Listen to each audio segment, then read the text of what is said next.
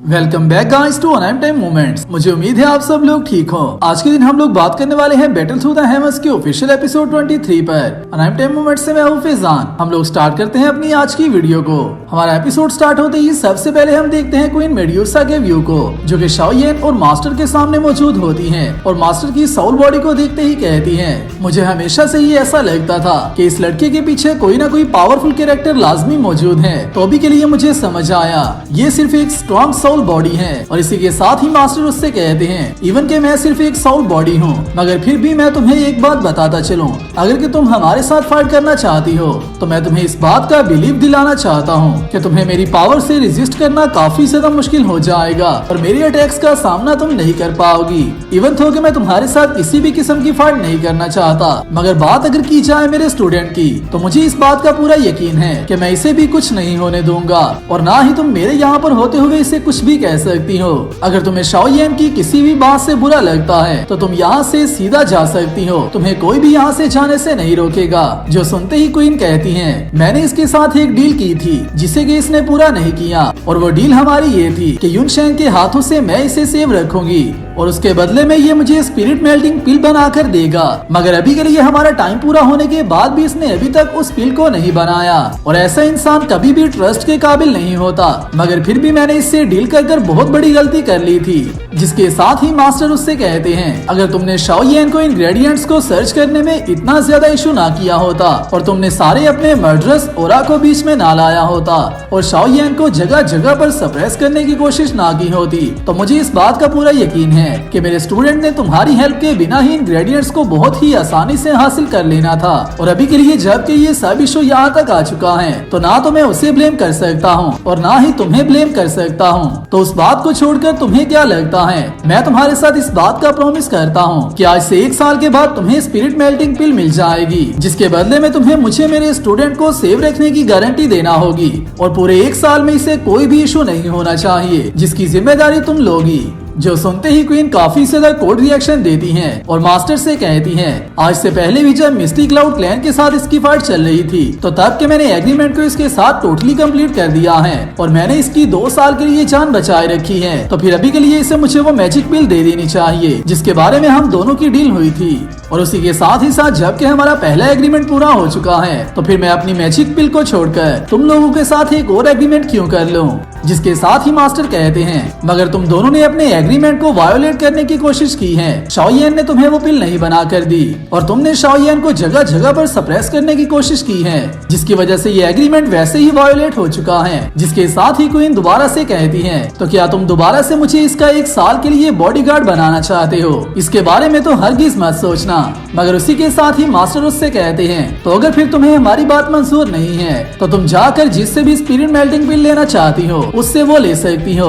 और यहाँ पर मास्टर डेफिनेटली क्वीन मेड्यूसा को अपने जाल में फंसाने की कोशिश कर रहे होते हैं, क्योंकि मास्टर को इस बात का भी पूरा बिलीव होता है कि वो हर वक्त शाओ येन का ध्यान नहीं रख सकते, जिसकी वजह से शाओ येन की सेफ्टी को अश्योर करने के लिए मास्टर क्वीन मेड्यूसा से 1 साल की और डील कर रहे होते हैं। जिसके साथ ही क्वीन कहती है, अगर ऐसी बात है तो तुम लोग मुझे वो इंग्रेडिएंट्स दे दो जो कि उस मैजिक पिल के शाओ येन के पास मौजूद हैं, तो मैं वो लेते ही यहाँ से चली जाती हूँ। मगर मास्टर उससे कहते हैं, मेरे स्टूडेंट ने उन इंग्रेडिएंट्स को बहुत ही ज्यादा मुश्किल और हार्डशिप देखने के बाद हासिल किया था, तो हम लोग वो इंग्रेडिएंट्स तुम्हें किस तरह से दे सकते हैं। जिस पर क्वीन को काफी ज्यादा गुस्सा आ जाता है और उसी के साथ ही क्वीन मास्टर से कहती है, ओल्ड मैन, अगर मैं यहाँ पर तुम्हारे साथ फाइट करती हूँ तो फिर उसके लिए मुझे ब्लेम मत करना। और यहाँ पर जबकि मास्टर भी अपनी पावर को टोटली सप्रेस किए रखते हैं तो क्वीन को इस बात का पता ही नहीं होता कि मास्टर का लेवल आखिरकार क्या है। जिसके साथ ही क्वीन अपने ओरा को गैदर करते ही मास्टर पर एक साउल अटैक करने लगती है, मगर उसी के साथ ही मास्टर उस पर काउंटर अटैक कर देते हैं। और जैसे ही इन दोनों की साउल पावर एक दूसरे के साथ टकराती है तो क्वीन मेड्यूसा की पावर का इतना अच्छा ग्लो तो हमें देखने को नहीं मिलता, मगर मास्टर की पावर यहाँ पर टोटली डोमिनेट कर रही होती है। और जैसे ही क्वीन मेड्यूसा इस सब को कुछ देर के लिए कीप करती है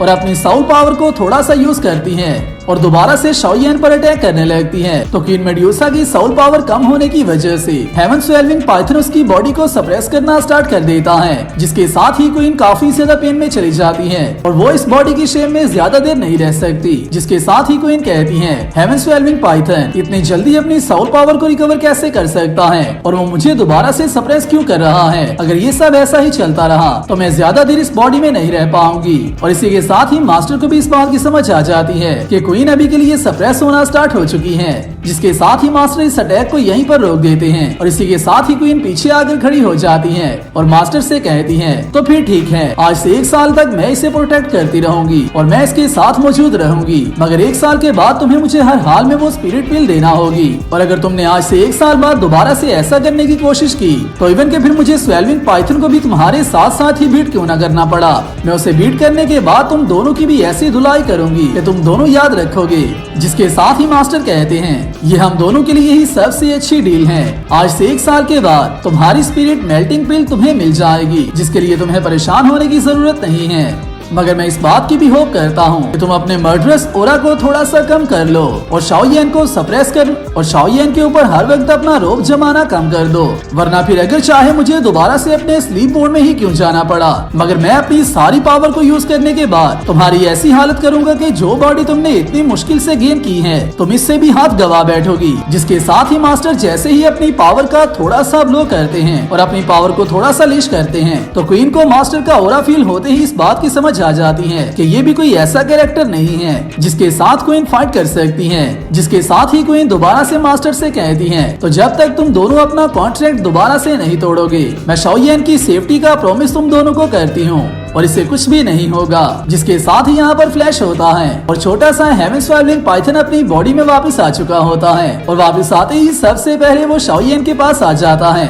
जिसे देखते ही शाओयेन कहता है, ये सब सिर्फ तुम्हारी वजह से हुआ है, क्योंकि अगर तुम यहाँ पर ना आए होते तो यहाँ पर काफी ज्यादा हार्ड बैटल हो चुकी होनी थी। जिसके साथ ही मास्टर शाओयेन से कहते हैं, इवन थो के क्वीन मेड्यूसा सच में काफी ज्यादा कोल्ड हार्टेड और हार्टलेस कैरेक्टर है, मगर फिर भी वो भी किसी पावरफुल कैरेक्टर के साथ बिना सोचे समझे फाइट नहीं कर सकती और स्ट्रॉन्ग के सामने तो सभी को झुकना पड़ता है, जिसकी वजह से तुम्हें परेशान होने की जरूरत नहीं है। जिसके साथ ही शाओयेन मास्टर से कहता है, इस मर्तबा तो आपका शुक्रिया, क्योंकि आपने मुझे बहुत ही अच्छे टाइम पर यहाँ पर आकर रेस्क्यू कर लिया है, वरना तो पता नहीं मैं कहाँ का कहाँ होता। मगर मुझे इस बात की समझ आती जा रही है कि जब तक मैं अपने आप को स्ट्रॉन्ग नहीं बना सकता तब तक मैं इस कॉन्टिनेंट में अपना नाम भी नहीं बना सकता और किसी के साथ इवन के बैक फाइट करना तो दूर की बात, किसी को जवाब भी नहीं दे सकता। जिसके साथ ही शाओयेन अपने पास से अर्थ को टेम्परिंग मिल को बाहर निकाल लेता है और उसी के साथ ही नेक्स्ट व्यू में हम देखते हैं मास्टर शाओयेन को लेकर उसकी प्रैक्टिस करवाने के लिए आ चुके होते हैं। जिसके साथ ही मास्टर शाओयेन से कहते हैं, अर्थ को और बॉडी टेम्परिंग मिल की पावर और इसकी एनर्जी काफी ज्यादा है, जिसकी वजह से अभी के तुम्हारी स्ट्रेंथ के लेवल को देखा जाए तो तुम डायरेक्टली इसको यूज करते हुए कल्टीवेट नहीं कर सकते, बल्कि अभी के लिए तुम इसका यूज करते हुए अपनी मैरो को वॉश कर सकते हो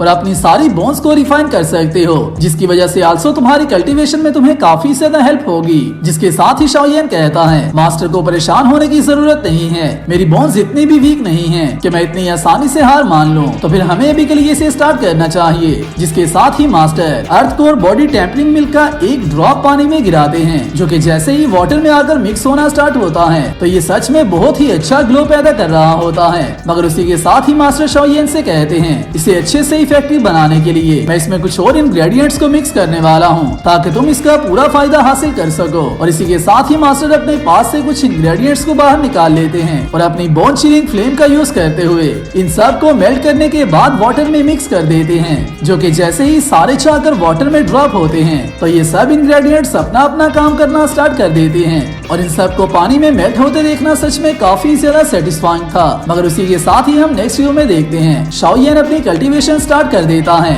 मगर स्टार्टिंग में ही शाओयेन को थोड़ी सी पेन होने लगती है, जिसकी वजह से मास्टर शाओयेन को कहते हैं, तुम्हें अपनी बॉडी को ज्यादा स्ट्रेच करने की जरूरत नहीं है, अपनी बॉडी और अपनी बोन्स को बिल्कुल रिलैक्स कर दो ताकि अर्थ कोर बॉडी टेम्परिंग मिल्क और जो इंग्रेडिएंट्स मैंने वाटर में मिक्स किए हैं वो सब तुम्हारी बॉडी में इजीली एंटर हो पाए। जिसके साथ ही शाओयेन मास्टर के इसी ऑर्डर को फॉलो करने लगता है और इसी के साथ ही earth core body tempering milk और बाकी के सारे इंग्रेडिएंट्स शाओयान की बॉडी में एंटर होना स्टार्ट हो जाते हैं, जिसके साथ ही शाओयान की कल्टीवेशन स्टार्ट होती है, जिसको के काफी ज्यादा टाइम गुजर जाता है। और यहाँ पर हेवन स्वेलविंग पाइथन इस केव से बाहर बैठकर किसी दुश्मन को यहाँ पर आने से रोकने के लिए बैठा होता है और शाओयान अंदर वाटर में बैठकर अपनी कल्टीवेशन करता जा रहा होता है और उसी के साथ ही साथ जो सब एनर्जी इस वाटर में से बाहर निकल रही होती है वो सब एनर्जी ही शाओयान की बॉडी में गैदर होती जा रही होती है। मगर जैसे ही ये प्रोसेस काफी ज्यादा आगे बढ़ जाता है और अपने फाइनल मोमेंट्स के पास आ जाता है तो शाओयान को दोबारा से पेन होना स्टार्ट हो जाती है,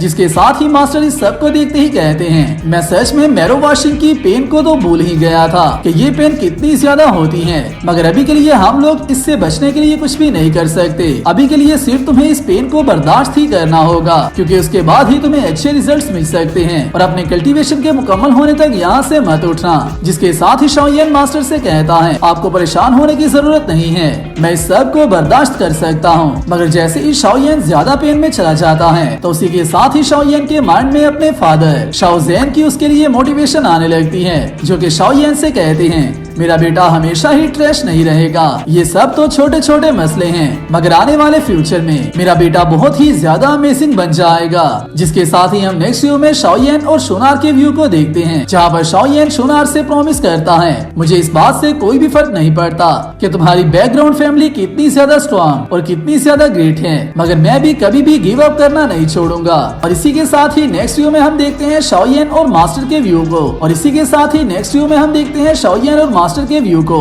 जहाँ पर शाओयान मास्टर से इस बात का प्रॉमिस करता है कि चाहे फिर मेरे सामने कितना ही ज्यादा पावरफुल कैरेक्टर मौजूद क्यों ना हुआ, मैं अपनी लाइफ में हमेशा ही सभी को सरपास करूंगा। जो सब मोटिवेशन शाओयान की इस कल्टीवेशन में काफी ज्यादा हेल्प करती है और इसी के साथ ही शाओयान की बॉडी में चेंजेस आना स्टार्ट हो जाते हैं और आखिरकार काफी दिनों की स्ट्रगल के बाद ये एनर्जी फाइनली शाओयान के इनर वर्ल्ड में पहुंच जाती है, जिसे देखते ही मास्टर कहते हैं इस लड़के ने अपना ब्रेक थ्रू कर लिया है। मगर उसी के साथ ही मास्टर ये देखकर काफी ज्यादा शॉक रह जाते हैं कि शाओयान सच में काफी ज्यादा लकी है, क्योंकि उसे अभी के लिए एक ही टाइम पर 2 लेवल्स का अपग्रेड मिला होता है। जिसके साथ ही हम देखते हैं शाओयान अपने फाइनल मोमेंट्स में काफी ज्यादा पेन में आ चुका होता है और कुछ ही देर की स्ट्रगल के बाद शाओयान फाइनली अपना ब्रेक थ्रू कर लेता है, जिसके ब्लॉक की मदद से हेवन स्वेलविंग पाइथन भी शाओयान के पास आ जाता है। और इसी के साथ ही हम नेक्स्ट व्यू में देखते हैं शाओयान जैसे ही इस वाटर से निकलकर बाहर आता है तो उसकी साइड्स पर काफी ज्यादा अमेजिंग एनर्जी ग्लो कर रही होती है, जिसे देखते ही इवन शाओयान भी कहता है दादोशी लेवल और 2 लिंग लेवल दोनों में ही सच में काफी ज्यादा फर्क है, इन दोनों की एनर्जी लेवल में भी काफी ज्यादा गैप है। और इसी के साथ ही शाओयान मास्टर से कहता है हमारा इनर कोर्टयार्ड एकेडमी में वापस जाने का टाइम हो चुका है। जिसके साथ ही हमारा पार्ट 1 यहाँ पर कंप्लीट होता है। वीडियो आपको कैसी लगी है मुझे नीचे कमेंट्स में बताना और नेक्स्ट आने वाली वीडियो के लिए चैनल को सब्सक्राइब कर लेना। मैं मिलता हूँ आप सबसे नेक्स्ट वीडियो में, तब तक अपना और अपने प्यारों का ख्याल रखियो।